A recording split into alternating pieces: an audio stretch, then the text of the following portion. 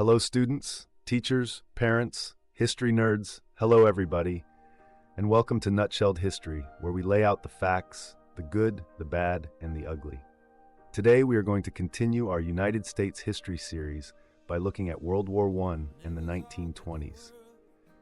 Don't forget that there's a link for a fill-in-the-blank worksheet in the description. I just ask that you like and subscribe.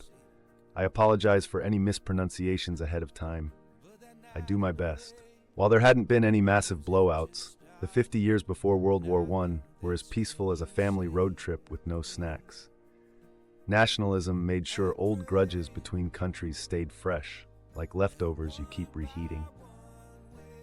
Add a dash of militarism, and you've got an arms race brewing, with Germany and Britain trying to outboat each other at sea, while Germany, France, and Russia squared off on land like it was the world's most aggressive game of Risk.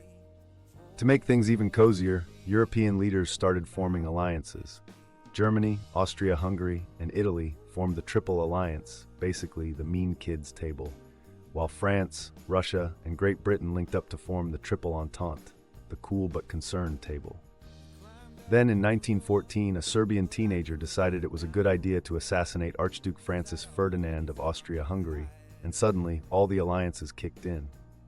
Russia rushed to Serbia's side, Germany declared war on Russia, France joined in, because of course they did, and when Germany made the mistake of stepping on Belgium, Great Britain declared, "That's it," and jumped into the fray. Boom, World War I was on. Most of the action centered on the Western Front in France, where the Germans picked some high ground, dug in, and invited the French and British to do the same. And thus began trench warfare, which made for a lovely few years of muddy stalemates. The new military tech, machine guns and poison gas, didn't help the situation either, leading to casualties piling up like bad punchlines. Meanwhile, across the pond, President Woodrow Wilson was telling Americans to stay neutral, but Germany's uninvited visit to Belgium didn't win them any fans in the US. Things got even messier when a German U-boat sank the Lusitania, a British passenger ship, which sent American outrage through the roof. Then in 1917, things got downright spicy. German Foreign Minister Arthur Zimmermann sent Mexico a telegram with a "Hey, you up for an alliance?" vibe, offering a team-up against the US. It was intercepted by the British, who promptly spilled the tea to the Americans. When the note was published, Americans were shocked, well, mostly annoyed. That, plus Germany's decision to resume unrestricted submarine warfare, was enough for the US to say, "We're in!" Congress declared war on Germany on April 6, 1917. Now, the US Army at the time was no match for the European heavyweights, so Congress passed the Selective Service Act to draft young men into service. While the military grew, the War Industries Board, WB, under Bernard Baruch, got busy managing industries for the war effort, and future President Herbert Hoover encouraged Americans to conserve food like it was the hottest trend. Not everyone was thrilled about going to war, though. The Committee on Public Information, CPI, led by George Creel, launched a full-on PR campaign to convince the public that the war was a righteous cause. Posters, speeches, you name it. They were selling the war like it was the latest blockbuster. Despite the efforts, some Americans, especially German and Irish folks, weren't buying it. Conscientious objectors, whose beliefs kept them from fighting, also stood firm. On top of all this, the US government clamped down on individual rights during the war. The Espionage Act of 1917 banned anything too subversive, and the Sedition Act made sure no one got too chatty about opposing the war. The Supreme Court even got in on the action, ruling that free speech didn't always apply during wartime in Schenck v. United States. But the war wasn't just about fighting, it shook things up socially too. With men off fighting, women stepped into jobs, and that momentum helped push through the 19th Amendment, giving women the right to vote. Meanwhile, the Great Migration saw over 1 million African Americans move from the South to the North, chasing better jobs and escaping racism. Even Mexican immigrants crossed the border looking for new opportunities, thanks to the economic demands of the war. As the war continued, Germany hoped to finish things before the US could make an impact, so they went back to their trusty submarine warfare. But the British and American convoys teamed up to protect merchant ships, cutting shipping losses significantly. Then in November 1917, Russia decided it had had enough of the war. After radical communists led by Vladimir Lenin took over, they pulled out of the fight. Germany, now free of fighting on two fronts, went all in on the Western Front. But American forces under General John J. Pershing swooped in to stop the offensive and launched counterattacks. On November 11, 1918, Germany finally gave up, and World War I was over. Woodrow Wilson wasn't done yet, though. He delivered his famous 14 points, a plan for peace that included ideas like openness, independence, and a nifty new concept called self-determination, where people got to choose their own government. He also pushed for the League of Nations, a world club where countries could settle disputes with words, not weapons.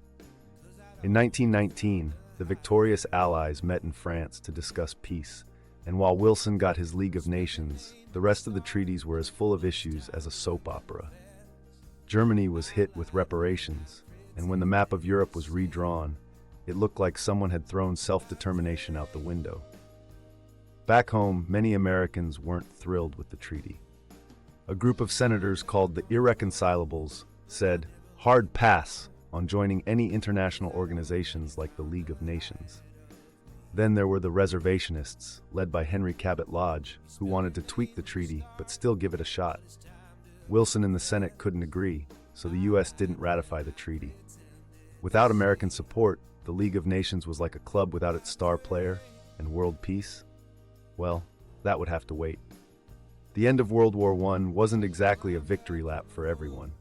Women and African Americans who had taken advantage of wartime job opportunities found themselves out of luck as soldiers returned home. Farmers were drowning in debt thanks to falling crop prices, and inflation meant factory workers' wages suddenly shrank like a wool sweater in a hot wash. Meanwhile, the U.S. emerged as the wealthiest nation, but credit was flowing like water. Henry Ford was cranking out cars faster than you could say Model T, and people were buying everything from cars to stocks on credit, setting the stage for a future financial hangover. The 1920s were all about laissez-faire fun under President Harding, who preferred poker to paperwork and handed out government jobs to pals with sticky fingers. Looking at you, Teapot Dome.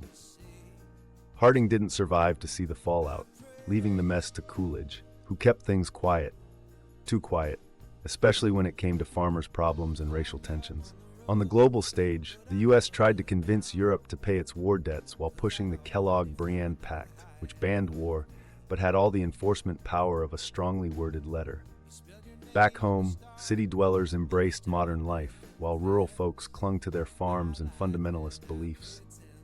Fear of communism sparked the Red Scare, which saw radicals and immigrants rounded up like a bad episode of Cops. Nativists passed immigration quotas, and the Ku Klux Klan rebranded itself, complete with absurd titles like Imperial Wizard. Prohibition turned out to be a colossal backfire, as it gave rise to bootlegging and organized crime. Despite the chaos, Americans flocked to movies, phonographs, and radios, creating a shared pop culture. Babe Ruth hit home runs, Charles Lindbergh flew across the Atlantic, and flappers scandalized everyone by wearing short skirts. Jazz ruled the airwaves, and Harlem was the epicenter of the cultural explosion known as the Harlem Renaissance. African-American artists, musicians, and writers like Langston Hughes and Zora Neale Hurston led a creative surge, but the party was cut short by the Great Depression. Still, the Renaissance left behind a legacy of pride that fueled the future civil rights movement. In short, the 1920s were a mix of fast cars, faster credit, and flappers shaking things up. But beneath the glitz, the stage was set for some tough times ahead. Okay, a little recap. The 50 years before WWI were tense, with nationalism, militarism, and alliances setting the stage for conflict. When Archduke Ferdinand was assassinated in 1914, Europe plunged into war, with trench warfare leading to a brutal stalemate. The U.S. initially stayed out but joined in 1917 after Germany's provocations. By 1918, the war ended, but peace negotiations were messy. Woodrow Wilson's League of Nations struggled without U.S. support, and while the war ended, the seeds for future conflicts were planted. In the 1920s, the U.S. enjoyed wealth and rapid growth, fueled by easy credit and consumerism. Scandals plagued Harding's presidency, while Coolidge ignored key social issues. Fear of communism sparked the Red Scare, and Prohibition led to organized crime. Amid the chaos, jazz, movies, and the Harlem Renaissance thrived, but the decade's excesses set the stage for the Great Depression. There you have it, folks. That is World War I and the 1920s nutshelled. Thanks for stopping by Nutshelled History. Don't forget to go nuts on those like and subscribe buttons for me. Was Prohibition a complete waste? Let us know in the comments down below. See y'all next time on Nutshelled History.